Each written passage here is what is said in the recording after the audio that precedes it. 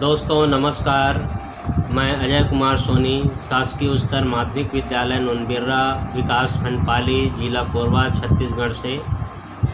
आज हम दोस्तों कक्षा 10वीं विषय सामाजिक विज्ञान के खंड इतिहास के अध्याय 1 प्रथम विश्व युद्ध के कुछ महत्वपूर्ण बिंदुओं पर चर्चा करेंगे। दोस्तों, आप लोगों को ज्ञात ही होगा कि इसके पूर्व मैंने एक वीडियो इस अध्याय के संबंध में बनाया था, जिसको भाग 1 का नाम हमने दिया था। उसमें से कुछ महत्वपूर्ण जानकारी छूट गई थी, शेष रह गई थी, उसकी भरपाई आज हम करेंगे। तो दोस्तों, इस वीडियो में आज हम 2 महत्वपूर्ण जानकारियों पर चर्चा करेंगे। पहली जानकारी ये है कि वर्साय की संधि की शर्तें क्या क्या थीं, और दूसरा महत्वपूर्ण बिंदु है प्रथम विश्व युद्ध का सामान्य लोगों के जनजीवन पर क्या क्या प्रभाव पड़ा। तो दोस्तों, हम शुरू करते हैं वर्साय की संधि की शर्तों के संबंध में जानकारी। वर्साय की संधि जर्मनी और विजयी राष्ट्रों के बीच हुई थी। विजयी राष्ट्र कहने का मतलब यहाँ पर ब्रिटेन, फ्रांस, अमेरिका और इटली से है। अब देखते हैं दोस्तों, पहली संधि इनके बीच क्या हुई थी। पहली संधि, जर्मनी ने युद्ध में जितनी ज़मीन पर अधिकार बनाया था उन्हें उन देशों को वापस देना तय हुआ।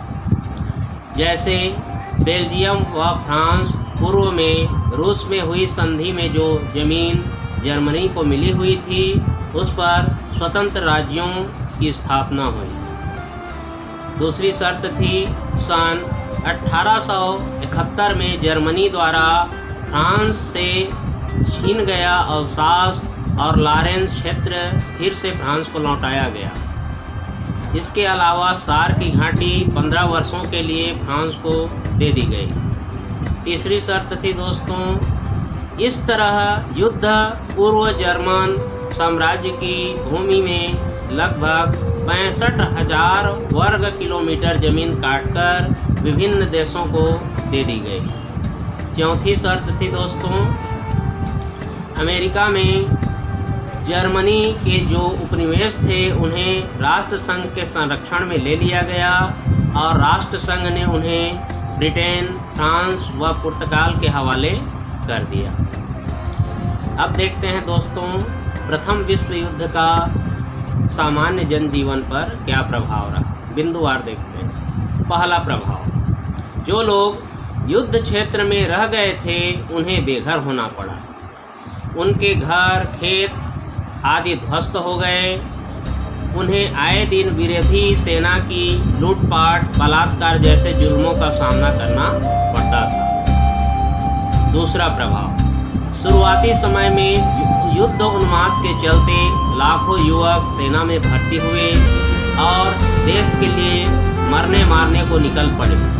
धीरे धीरे जब युद्ध की वास्तविक सच्चाई उभरने लगी तो हर देश में युद्ध समाप्ति और शक्ति बहाली की मांग उठने लगी। तीसरा प्रभाव, युद्ध में लगभग हर परिवार का कोई न कोई सदस्य सेना में भर्ती हुआ था, जो या तो लौटा ही नहीं या जो लौटा वह अपाहिज होकर। चौथा प्रभाव, युद्ध के चलते खाद्य पदार्थों की कमी होने से इसका एक कारण यह भी था कि सरकार अपनी सेनाओं के लिए खाद्य पदार्थ भारी मात्रा में खरीद कर रख रही थी, जिससे सामान्य बाजार में उसका अभाव होने लगा। आम लोगों को भोजन मिलना मुश्किल हो गया। इस तरीके से युद्ध के चलते खाद्य पदार्थों की कमी सामान्य लोगों के लिए होने लगी। आज के वीडियो में बस इतना ही दोस्तों। नमस्कार।